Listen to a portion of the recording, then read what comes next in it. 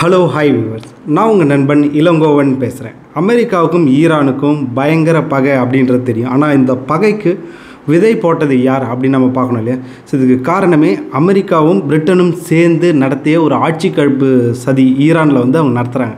அதுக்கு பேரே operation Ajax அப்படின்னு சொல்லிட்டு ஆப்ரேஷன் அஜாக்ஸ்னு ஒன்று வச்சு அங்கே வந்து மக்களால் தேர்ந்தெடுக்கப்பட்ட ஒரு அரசையே கவிழ்க்கிறாங்கன்னு பார்க்குறோம். ஸோ இவங்க இப்போ என்ன பேசுவாங்க அப்படின்னா, சூப்பர் பவர்ஸ்லாம் இப்போ அமெரிக்கா இல்லை பிரிட்டன் இவங்களாம் இப்போ சொல்கிறது மக்களாட்சி தான் முக்கியம், டெமோக்ராட்டிக் அப்படின்னு சொல்லிட்டு. ஆனால் அவங்களுக்கு ஃபேவராக வேணுன்றதுக்காக ஒரு மன்னராட்சியை அங்கே கொண்டுட்டு வராங்க ஈரானில் அப்படின்னு சொல்லிட்டு. ஸோ இது எப்படி நடத்துகிறாங்க, ஃபர்ஸ்ட் ஆஃப் ஆல் ஏன் நடத்துகிறாங்க? ஸோ இவங்களுக்கு வேணுன்றது வந்து மக்களாட்சியோ இல்லை மன்னராட்சியோ கிடையாது, அவங்களுக்கு சாதகமான ஒரு ஆட்சி அப்படின்றத எப்படி இங்கே ப்ரூவ் பண்ணுறாங்க அப்படின்றத வச்சு தான் நம்ம இந்த வீடியோவில் பார்க்க போகிறோம். ஸோ வீடியோக்குள்ளே போகிறதுக்கு முன்னாடி மறக்காமல் நம்ம சேனலை சப்ஸ்கிரைப் பண்ணுங்கள், நோட்டிஃபிகேஷனுக்காக பெல் பட்டனையும் கிளிக் பண்ணுங்கள். ஸோ இப்போ இந்த ஆட்சி கவிழ்ப்பு எப்போ நடக்குதுன்னு பார்த்தோன்னா 1953 தான் இந்த ஆப்ரேஷனே நடத்துகிறாங்க. ஸோ இப்போ பிரிட்டனும் அமெரிக்காவும் இதில் ஒன்று சேர்ந்து வராங்கன்னு பார்க்குறோம். ஏன்னா வேர்ல்டு வார் 2ல் ஒன்றா சேர்ந்து சண்டை போட்டவங்க அந்த கூட்டணியோடையே தான் இங்கே வராங்க. ஸோ இப்போ ரெண்டு பேருக்கும் என்ன இன்ட்ரெஸ்ட், ஏன் இங்கே வராங்க, அதுக்கு அங்கே என்ன நடக்குதுன்னு நம்ம ஃபஸ்ட்டு புரிஞ்சுக்கணும்னா, ஈரான் வந்து ஒரு ஆயில் ஃபீல்டு நிறைய இருக்க ஒரு இம்பார்ட்டண்ட்டான ஒரு பகுதின்றது நம்மளுக்கு தெரியும். ஸோ இப்போ வேர்ல்டு வார் 1க்கு முன்னாடியே வந்து பார்த்தோன்னா பிரிட்டிஷ் வந்து அங்கே ஆயிலெலாம் கேப்சர் பண்ணுற அளவுக்கு அங்கே வந்து இன்வெஸ்ட் பண்ணுறாங்க. ஸோ ஆயில் எடுக்கிறதுக்கு ஈரான்லேருந்து. ஸோ அப்போ அங்கேருந்து ஆயில் எடுக்கிறது ஒரு இம்பார்ட்டன்ட் பாயிண்ட். அடுத்து போர்னு வரும்போது ஜெர்மனிக்கு இது கிடைக்கக்கூடாது. ஏன்னா இதெல்லாம் பக்கத்தில் இருக்கு இல்லையா?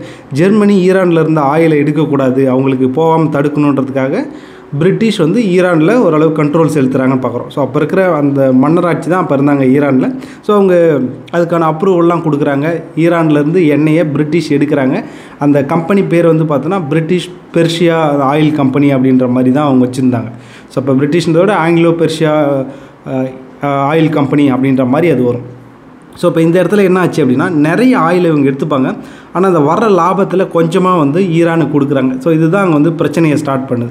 ஸோ இப்போ அது மன்னராட்சி அவங்களுக்கு ஃபேவரான ஒரு ஆட்சி இருக்கிற வரைக்கும் இதை பற்றி ஒரு பெரிய ஒரு கேள்வி எழலைன்னு பார்க்குறோம். ஸோ இப்போ இதுக்கான பிரச்சனை எப்போ வருதுன்னா, 1951 அந்த காலகட்டத்தில் அங்கே வந்து ஒரு டெமோக்ராட்டிக் பிரைம் மினிஸ்டர் அங்கே வர்றார். ஸோ அவர் யாருன்னா முகமது மொஸ்டாக் அப்படின்றவர் தான் அங்கே வந்து பிரைம் மினிஸ்டர் அவர். ஸோ அவர் வந்தவொடனே என்ன பண்ணுறாங்கன்னா, இந்த கம்பெனி இருக்கு இல்லையா, அந்த பிரிட்டிஷோட oil company, British Persian oil company, so அந்த கம்பெனியை எடுத்து என்ன சொல்கிறாங்கன்னா, ஆடிட் பண்ணணும் அப்படின்னு சொல்கிறாங்க. ஏன்னா உங்களுடைய லாபம் எல்லாம் கரெக்டாக இருக்கா, நீங்கள் கொடுக்க வேண்டிய ராயல்ட்டியை கரெக்டாக கொடுக்குறீங்களா அப்படின்னு சொல்லிட்டு ஆடிட் பண்ணணும்னு சொல்லுவாங்க. ஸோ இப்போ இவங்க கரெக்டாக கொடுக்குறாங்கன்னா ஆடிட்டுக்கு ஒத்துக்கிட்டு இருக்கணும். ஆனால் அவங்க என்ன பண்ணுறாங்கன்னா, ஆடிட்லாம் பண்ணுறதுக்கு ஒத்துக்க முடியாதுன்னு சொல்லிட்டாங்க.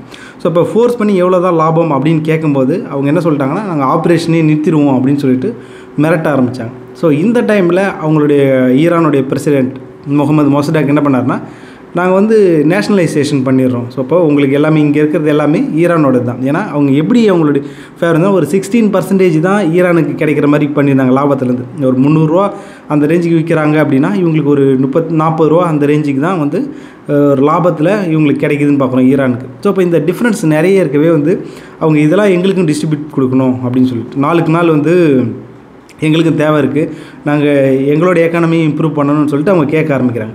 ஸோ பிரிட்டிஷ் ஏன் இதை கொடுக்க மறுக்கிறாங்க? ஏன்னா இது நார்மலான ஒரு டீல் தானே, அங்கே லாபம் வருது, 50-50 கூட கொடுத்துட்டு போயிருக்கலாமே, ஏன் கொடுக்கல அப்படின்னு பார்த்தோன்னா, 2 வேர்ல்டு வாரில் பயங்கரமான அடி வாங்கிச்சு அவங்களோட எக்கானமி. ஸோ இப்போ அமெரிக்கா கிட்ட அவங்களுடைய சூப்பர் பவர்ன்ற இதுவே அமெரிக்கா கிட்ட அடகு வச்சிடுறாங்கன்றதை பார்க்குறோம். ஸோ அந்த அளவில் இருக்கும்போது வேர்ல்டில் இருக்கிற நிறைய கண்ட்ரி, இந்தியா உட்பட எல்லாம் சுதந்திரம் அடைகிறாங்க. ஸோ யூகேவோட பவரே எங்கே இருந்தது, அவங்க வந்து கொள்ளையடித்து அந்த மற்ற நாடுகளில் பிடிச்சதுலேருந்து தான் அவங்களோட பவரு. ஸோ லண்டனை பொறுத்தளவுக்கு. ஸோ இப்போ ஒவ்வொரு நாடும் அவங்க கைவிட்டு போகவே அவங்களோட பவரும் போகுது. ஸோ இப்போ அவங்க வந்து பெருசாக ஏற்றுமதி செஞ்சு சம்பாதிக்கிற அளவுக்குலாம் லண்டன் இல்லை, யூகே இல்லைன்றதை பார்க்கணும். ஸோ மற்ற நாடுகளில் போயிட்டு ஆக்குபை பண்ணி எடுக்க சுரண்டுறதில் தான் அவங்களுடைய வருமானமே இருந்தது. ஸோ அப்படி இருக்கும்போது அவங்களுடைய ஸ்டெர்லிங் ரொம்ப குறைஞ்சிக்கிட்டே போச்சு. ஸோ இப்போ ஒரு பக்கம் இவங்க கேட்குற மாதிரி கொடுத்துட்டோம் அப்படின்னா அவங்களுடைய ஸ்டெர்லிங் வருவாய் இன்னும் குறைஞ்சிரும் இல்லையா லண்டனுக்கு, யூகேக்கு. ஸோ அதனால அவங்க பயந்து அதுக்கு ஒத்துக்க மாட்டேன் அப்படின்னு சொல்கிறாங்க. அப்புறம் நேஷ்னலைசேஷன் ஆக்கிடுன்னு சொல்லிட்டு ஒப்பந்தம் அங்கே ஈரான் கவர்மெண்ட் அமைச்சோடனே இவங்களுக்கு இன்னும் பயம் வந்து போகுது. ஸோ அப்போ கிடைக்கிற கொஞ்சம் நெஞ்ச வருமானமும் போய்டும் சொல்லிட்டு இவங்க என்ன பண்ணுறாங்கன்னா, ஏன்னா அப்போ தான் ஈரான் வந்து கொஞ்சம் கொஞ்சமாக வந்து ஸ்டார்டிங் வளர்ந்துட்டு நிறைய டெவலப்மெண்ட் கொண்டுட்டு வராரு அந்த முகமது மொஸ்டாக்ன்றவர். ஸோ இப்போ இவங்க இது கொண்டு வரதுனால ஆனால் அவங்களுக்கு வந்து பார்த்தோன்னா ஆயில் எடுக்கிறதுக்கு அவங்க கண்ட்ரோல் எடுத்துக்கலாம். பட் ஆனால் மற்ற நாடுகளுக்கு போய் கொண்டு சேர்க்குற அந்த யுக்தி அவங்களுக்கு இன்னும் தெரியலன்னு பார்க்கணும். ஸோ இப்போ அதை பயன்படுத்தி பிரிட்டன் ஃபஸ்ட்டு என்ன பண்ணுறாங்கன்னா எக்கனாமிக் சேங்ஷன்லாம் அவங்க விதிக்கிறாங்க, பொருளாதார தடையெல்லாம் அவங்க மேலே விதிக்கிறாங்க. ஸோ வெளியில் அவங்க விற்க முடியாத அளவுக்கு. அதுக்கு அடுத்தது என்ன சொல்கிறாங்க அப்படின்னா, ஈரான் வந்து எங்கே இருக்குன்னு பார்த்தோன்னா அப்போ சோவியத் யூனியனோட பார்டர் ஷேர் பண்ணியிருப்பாங்கன்னு பார்க்குறோம். ஸோ இப்போ இதை தான் வந்து கொண்டுட்டு போயிட்டு அமெரிக்கா கிட்ட சொல்கிறாங்க. என்னென்னா இதோட விட்டால் இது சரி வராதுன்னு சொல்லிட்டு அமெரிக்கா கிட்ட போய் என்ன சொல்கிறாங்கன்னா, இப்போ கொஞ்சம் கொஞ்சமாக வந்து கம்யூனிஸ்ட் உள்ளே வந்துடும் ஈரானுக்குள்ளே. ஸோ அப்படி வந்துச்சுன்னா மிடில் ஈஸ்ட்டில் கம்யூனிஸ்ட் வந்துடும், இது நம்மளுக்கு ஆபத்து அப்படின்னு சொல்லிட்டு. இந்த இடத்துல நம்ம ஒன்று நோட் பண்ணோம். அதாவது இவங்க வந்து நேட்டோவை யூரோப்பில் எக்ஸ்பேண்ட் பண்ணும்போது சொல்லுவாங்க, ஒவ்வொரு நாடும் தன்னிச்சையாக தான் எங்கள் கூட வந்து சேர்றாங்க, சூஸ் பண்ணுறாங்கன்ட்டு. அதே மாதிரி தன்னிச்சையாக எந்த நாடு கம்யூனிஸ்ட்டை சூஸ் பண்ணால் எனக்கு என்ன அப்படின்னு விட்டு போல இவங்க கம்யூனிஸ்ட் வரக்கூடாது அப்படின்றதுல இவங்க வந்து மும்பரமாக இருக்கிறாங்கன்றதை நம்ம மென்ஷன் பண்ணுறீங்க. அதனால இவங்க என்ன பண்ணுறாங்கன்னா, பிரிட்டன் வந்து ஆப்ரேஷன் பூட் அப்படின்னு சொல்லிட்டும், அமெரிக்கா வந்து ஆப்ரேஷன் அஜாக்ஸ் அப்படின்னு சொல்லிட்டும் 2 பேரும் சேர்ந்த மாதிரி ஒரு ஆப்ரேஷனை இங்கே பண்ணுறாங்க. ஸோ அப்படி பண்ணுறது மூலயமா இவங்க எப்படி ஒரு நாட்டோட கவிழ்க்கணும் ஆட்சி அப்படின்னு பண்ணால் 3 இடத்துல கை வைக்கணும். ஒன்று அப்படின்னு பார்த்தோன்னா அவங்களுடைய ரிலீஜியஸ் இருக்குது இல்லையா, ஸோ அந்த இடத்துல கை வைக்கணும். 2வது பொலிட்டிக்கல் லீடர்ஸ் இருக்காங்களே அவங்க மேலே கை வைக்கணும். 3வதாக வந்து அவங்களுடைய பத்திரிக்கை, ஸோ மீடியாவில் கை வைக்கணும். இந்த 3த்தையும் கைப்பற்றிட்டோம் அப்படின்னா ஈஸியாக வந்து அந்த ஆட்சி மாற்றம்லாம் பண்ணிடலாம் அப்படின்றது. ஸோ இதுக்காக அமெரிக்கா அந்த டைம்லேயே $1 மில்லியன், ஸோ $10 லட்சம் கிட்ட அவங்க வந்து கொடுக்குறாங்க. எப்படி வேணாலும் சிஐஏ யூஸ் பண்ணிக்கலாம் அப்படின்னு சொல்லிட்டு. ஸோ இப்போ அந்த அமௌண்ட்டை சிஐஏ எப்படி யூஸ் பண்ணுறாங்கன்னு பார்த்தோன்னா, அந்த ரிலீஜியஸ் லீடருக்குலாம் வந்து லஞ்சம் கொடுத்து இப்போ முகமது மொசடாக் இருக்காலே அவங்க பிரசிடென்ட், அவர் வந்து டினோன்ஸ் பண்ணுங்கள், அவர் ஏற்றுக்க முடியாதுன்னு சொல்லி குரல் கொடுங்க அப்படின்னு சொல்கிறாங்க. ஸோ அப்போ அந்த இடத்துல வந்து அவங்க பெருசாக ஒரு எதிர்ப்பு குரல் உண்டாக்கிறாங்க. அடுத்தது இந்த ஆப்போசிஷன் லீடர் இருக்காங்களே அவங்களுக்கு எல்லாருக்குமே வந்து காசு அள்ளி கொடுக்குறாங்க சிஐஏ இந்த பணத்திலிருந்து. ஸோ 2 விஷயம் பண்ணிட்டாங்க. 3வது என்ன பண்ணுறாங்க அப்படின்னு பார்த்தோம்னா, அவங்களுடைய அந்த மீடியா இருக்குல்லையே அதுலேயும் இவரை பற்றி தப்பான செய்திகளை எழுதி மீடியாவும் இவங்க பக்கம் கொண்டு வந்துட்டாங்க. ஸோ இப்போ ஆட்சிக்கு எதிரான ஒரு பிம்பம் அங்கே உண்டாயிடுச்சுன்னு பார்க்குறோம். ஸோ அதுக்கு அடுத்தது என்ன பண்ணுறாங்கன்னா மிலிட்ரி இன்டர்வென்ஷன். ஸோ அப்போ அந்த மிலிட்ரி லீடர் இருப்பாங்களே அவங்கள வந்து பிடிச்சிக்கிட்டு ஸோ அவங்கள வந்து அடுத்த பிரைம் மினிஸ்டராக கொண்டு வர்றதுக்கு பார்க்குறாங்க. ஸோ அப்போ இந்த புரிஞ்சுக்கிட்ட அந்த முகமது மொசடாக் என்ன பண்ணுறாருன்னா அவருடைய ஆதரவாளர்களோட கொண்டுட்டு போயிட்டு அங்கே ஒரு போராட்டம் வந்து நடத்துகிறார். ஸோ அப்போ நடத்தும் போது என்ன ஆகுது அப்படின்னு பார்த்தோம்னா, இன்னும் நிறைய ஃபண்ட் பண்ணுறாங்க அமெரிக்கா பண்ணி அங்கே வந்து போராட்டத்தில் வன்முறையை ஏற்படுறதுக்காக வேணால் ஆளை கொண்டுட்டு வராங்கன்னு பார்க்குறோம் காசு கொடுத்து. ஸோ அதையுமே அமெரிக்கா பண்ணுறாங்க.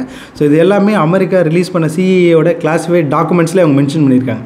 ஸோ அப்போ அவங்க ஆளை எடுத்துகிட்டு வந்து அங்கே வன்முறை வெடிக்குது. ஒரு 2-3 டேஸில் 300-400 பேர் போராட்டத்தில் உயிரிழக்கிறாங்கன்னு பார்க்குறோம். அதுக்கு அடுத்தது என்ன ஆகுது அப்படின்னு பார்த்தோன்னா, அங்கே வந்து முகமது மொசடாக் இருக்கார்லே பிரைம் மினிஸ்டர், அவர் வந்து சரண்டர் ஆகிறாரு அப்படின்னு சொல்லிட்டு. ஸோ அப்போ இவங்க என்ன பண்ணாங்கன்னா அந்த மிலிட்ரி லீடரை வந்து பிரைம் மினிஸ்டராகவும், அப்புறம் வந்து அதுக்கு முன்னாடியே வந்து ஷா பெஹல்வி அவர் தான் மன்னர். ஆனால் அவருக்கு பவர்லாம் கம்மியாக இருந்துச்சு. ஸோ அப்போ அந்த பவரை வந்து விஸ்தாரம் பண்ணிட்டாங்க, பெரிய அளவு அவர் தான் பெரிய எக்ஸிக்யூட்டிவ் பவர் மாதிரி கொண்டு வந்துட்டாங்க.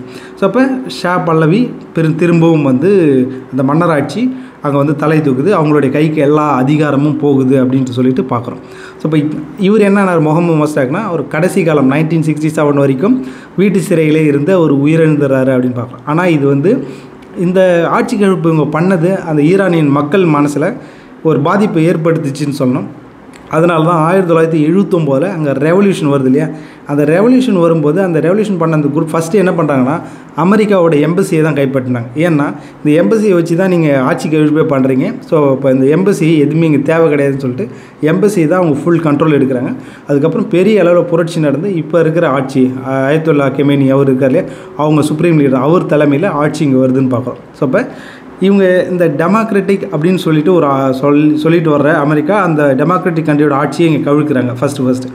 இதோடு அவங்க விட்டாங்களா, இதுதான் ஃபஸ்ட் அண்ட் கடைசி அப்படின்னு பார்த்தோன்னா, இதுக்கு அடுத்தது குவாத்தமேலா அப்படின்னு சொல்லியிருக்கலையா, அங்கேயுமே வந்து அவங்க ஆட்சி கவிழ்ப்பு டெமோக்ராட்டிக் அரசை கவிழ்க்கிறாங்கன்னு பார்க்குறோம். ஸோ இப்போ இது எதுக்குன்னா அவங்களுக்கு சாதகமாக ஒரு அரசு இல்லை அப்படின்னும் போது அவங்க எந்த எக்ஸ்ட்ரீமுக்கும் போவாங்க அப்படின்றது தான் இந்த ஹிஸ்ட்ரியில் நம்ம பார்க்குறோம். ஸோ இப்போ இதோட விளைவு தான் ஈரான் வந்து ஒரு மிகப்பெரிய அளவில் அமெரிக்காவுக்கு எதிராக கொஞ்சம் கொஞ்சமாக போயிட்டு பெரிய அளவில் நிற்கிறதையே நம்ம பார்க்க முடியுது. சரிங்க, உங்களுக்கும் இந்த ஆப்ரேஷன் அஜாக்ஸை பற்றி எக்ஸ்ட்ரா தகவல் இருந்துச்சுன்னா கமெண்ட்ஸில் ஆட் பண்ணுங்கள். வேறு ஒரு தகவலோடு உங்களை வந்து சந்திக்கிறேன்.